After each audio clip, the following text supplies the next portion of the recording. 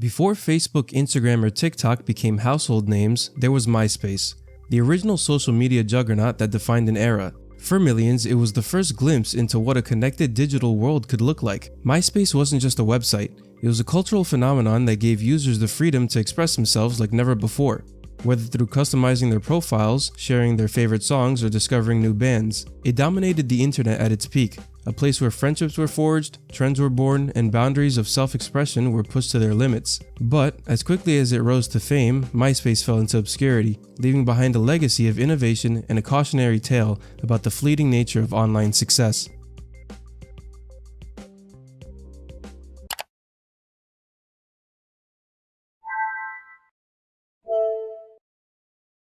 In the late 1990s and early 2000s, the internet was rapidly evolving from a niche technology into a mainstream tool for communication and entertainment. While websites were primarily static and informational, the idea of social connectivity began to emerge, laying the groundwork for what would become social media. Early platforms like GeoCities and LiveJournal allowed users to create personalized web pages and blogs, giving them a space to express their thoughts, hobbies, and identities. Towards the beginning of the new century, some of the earliest social networking sites began experimenting with connecting people on a broader scale. 6 Degrees, launched in 1997, is often considered the first true social networking site. It allowed users to create profiles, list friends, and browse connections within their network. However, its limited user base and lack of engagement features prevented it from gaining widespread traction. In 2002, Friendster burst onto the scene as one of the first platforms to popularize the concept of online social networking. We've all heard that everybody on Earth is connected, but now there's a website called Friendster. My cool friends know about it. There are 2 million people on this site. What you do... It introduced the idea of connecting users through mutual friends, creating a web of interconnected profiles. Friendster experienced rapid growth, but quickly faced challenges, including technical issues and strict policies that frustrated users. Around the same time, LinkedIn debuted as a professional networking platform, carving out its niche by focusing on career connections rather than personal relationships. These early platforms laid the foundation for what social media could become, but often struggled with scalability, user engagement, and monetization. It was within this landscape, one full of potential but fraught with challenges, that MySpace would emerge, poised to change the game by combining the best elements of its predecessors while offering new levels of freedom and customization. MySpace was first conceptualized in August of 2003 when some employees of the internet marketing company eUniverse noticed a popular new social platform called Friendster. Recognizing its potential, they believed they could create something even better. At that time, the MySpace.com domain was owned by Yours.com Incorporated and had been intended as an online data storage and sharing site until 2002. By late 2003, it transitioned from a file storage service, something akin to Google Drive, to a social networking platform, marking the foundation of MySpace. With a small group of programmers led by MySpace's founders Tom Anderson and Chris DeWolf, the first version of MySpace was ready to launch in just 10 days.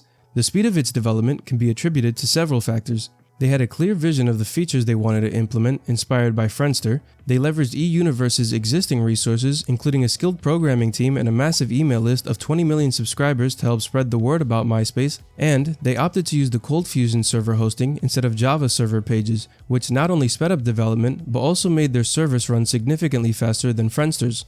DeWolf initially suggested charging a fee for MySpace's basic service. However, Greenspan rejected this idea, believing that keeping the platform free was crucial for building a thriving community. This decision ultimately played a vital role in MySpace's success.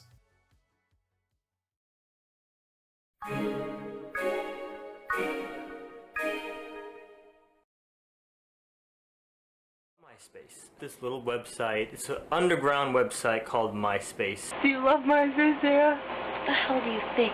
And I love MySpace. And I love MySpace. I want to say that I love MySpace. I love MySpace. MySpace. By 2005, MySpace had transformed into a cultural phenomenon. In July of that year, MySpace was purchased by Rupert Murdoch's mass media company, News Corporation, for $580 million, beating out Viacom's offer. Remember this fact, as it'll be important later. Within just 1 year, MySpace tripled in value from its purchase price. News Corporation saw the purchase as a way to boost traffic to their online news outlets and invest in the growing space for online advertising. At its peak, MySpace had more monthly visitors than Yahoo or even Google, with 200,000 new users signing up daily in January of 2006 and increasing to 320,000 daily just a year later in 2007. The year 2006 was also when MySpace celebrated the milestone of 100 million users. This high user base proved attractive for investment and collaboration. To that end, Google signed a deal with MySpace that would guarantee the latter $900 million over 3 years. In return, Google gained exclusive rights to provide web search results and sponsored links onto the site. What truly set MySpace apart from other social platforms, not just during its early 2000s heyday, but even compared to many of today's major platforms, was its unique ability to let users customize nearly every aspect of their profiles through the use of HTML code.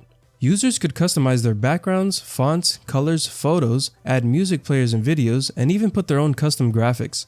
Just about anything you can think of was customizable. The vast amount of freedom to tailor your profile however you wanted drove many teenagers to dive into HTML coding, eager to create pages that reflected their unique personalities. And if you were to ask any person who used MySpace back in its prime about what the most memorable aspect of the site was, almost every single one of them would say the music. At the time, MySpace was a very significant platform for the discovery of new music for both listeners and artists. Whenever you would click onto someone's profile, there would almost always be some kind of music playing as soon as you loaded into it. Many people attribute the discovery of some of their favorite songs to MySpace for this very reason. And the list of artists that owe huge parts of their music careers to MySpace has so many big names that it's just absurd.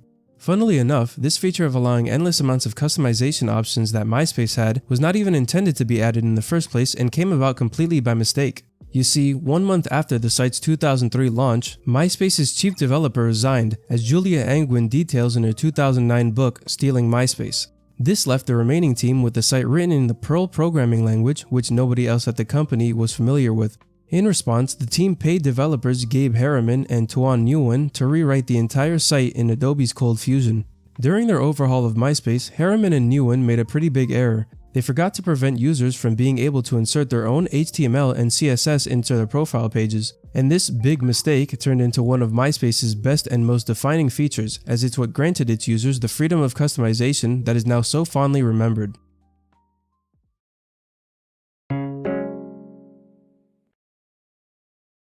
The decline of MySpace can be linked to a variety of different issues that all eventually weighed the site down and ultimately brought it down to its demise. One major factor was the profile pages. Many users overloaded their pages with graphics and music that played automatically, creating a cluttered experience that made browsing slow and frustrating. Features that were once seen as positive aspects of the site became significant drawbacks as users began to demand a cleaner and more streamlined experience. And this is before all the corporate minimalism slop that we're used to now and just completely tired of. There were also problems such as security concerns and the like, but the one thing that many blamed the downfall of MySpace on was the emergence of a new competitor, Facebook. Back in February of 2005, Chris DeWolf held talks with a young programmer from Harvard named Mark Zuckerberg. The purpose of this meeting was to discuss potentially buying Facebook, which was rapidly gaining traction at the time. Zuckerberg considered the idea and suggested a selling price of $75 million. DeWolf was stunned by the high figure and declined the offer, especially since MySpace was significantly larger than Facebook at the time, but was only valued at just about $46 million. Many say that this was a major turning point for the future of MySpace. As the site's users grew tired of its flashy, cluttered experience, they began migrating to Facebook, which offered a cleaner and more professional design. These users often convinced their friends to join them, accelerating the shift in user base. However, I believe that even if MySpace had acquired Facebook, it's unlikely that the platform would have survived. Mismanagement could have easily brought down both sites together, and that's where the real problem lies, the mismanagement of MySpace. As mentioned earlier, MySpace was purchased by the media company News Corporation. At the time, this acquisition seemed like a validation of MySpace's success, as the site had already grown to 16 million monthly users and had exponentially multiplied its value. At first, News Corp made it clear to MySpace that they would take a more hands-off approach with the site, allowing the team to continue operating the platform as it had been. But inevitably, News Corp began introducing its own corporate policies, increasing pressure to generate more revenue. Its new owner treated it as a media outlet rather than a technology platform, and seemed more interested in maximizing advertising revenue than in fixing or improving the site's underlying technology. Intrusive advertisements became commonplace, cluttering the user experience and driving away users. Instead of investing in the platform's improvement, management prioritized short-term financial gains, alienating the core audience. And eventually, by 2009, Facebook had surpassed MySpace in total number of users and unique visitors. And MySpace is another case where a company just blew it. Facebook had no chance to win. We should not have won the market. The network effects at MySpace were so powerful. The only reason we won was because of the gross incompetence of MySpace systematically over a period of many years. Did I just say that publicly? Ultimately, a combination of poor decision-making, a failure to adapt to user preferences, and external competition spelled the end for MySpace.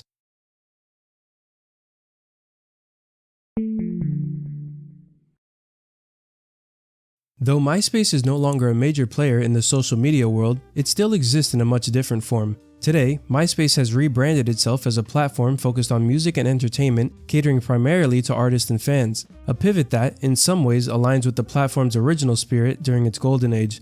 The site features music streaming, artist profiles, and a focus on curated content. While its interface has been streamlined, many former users view it as a relic of a bygone era rather than a relevant competitor in the digital landscape. Although unfortunately that bygone era is now literally gone because of a mistake in 2009 where they deleted nearly 50 million songs while trying to migrate their servers.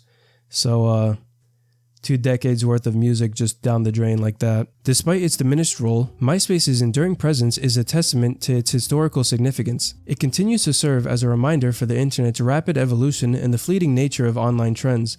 For those who experienced its peak, MySpace remains a nostalgic symbol of a more experimental and expressive time on the web.